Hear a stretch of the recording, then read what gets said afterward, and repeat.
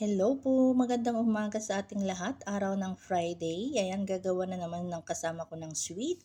Ayan po yung sangkap, semolina powder, cream or gista sa Arabic at saka baking powder, 2 pirasong itlog, asukal, ayan.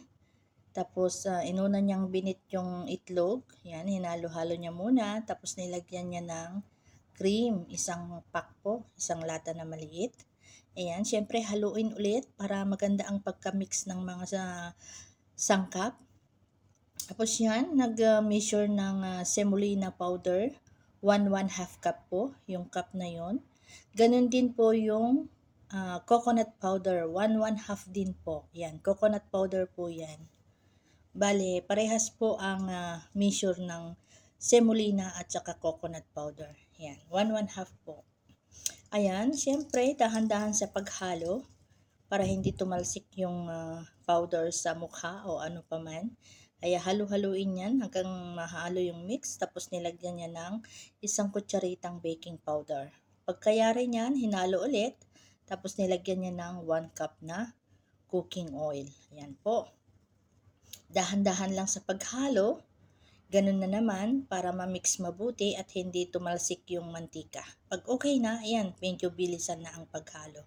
Ayan po, nilagay niya lang yung tira na mantika. Yan, halo-haluin na yan hanggang maging smooth na, tapos ilagay na sa baking pan. Ayan po, ganyan po kadali ang paggawa ng basbousa, Arabic sweet po yan mga sisilab. Ayan po ang outcome ng hinalo-halo niyang sangkap. Sa isang bowl, pinaghalo-halo. Tapos nung mayari na, nilagay na sa tray. At ready nang ilagay sa oven. Ayan.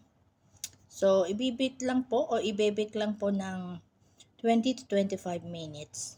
Ayan po. At ayan na ang outcome. Naluto na. At mainit-init pa yan mga sisilab. Para magiging masarap o sipsipin ng basbousa yung syrup ng sugar, ilalagay na habang mainit. Ayan. O diba? Ayan po mga sisilab, ang paglagay ng kasama ko. Ganyan niya, ni-spread niya. Lalagyan niya po lahat yan para pantay po ang tamis ng kanyang niluto. Yan lang po mga sisilab, hanggang dito na lang. Ikakat niya lang yan at ilalagay sa paper cake na maliliit at ready to serve na, ilalagay niya sa loob. Yan lang po mga sisilab. Bye-bye. Thank you for watching. God bless everyone. Hanggang dito na lang po ang ating videos. Sana nagustuhan niyo po ang aking videos. Salamat po sa inyong pagsuporta. Bye-bye.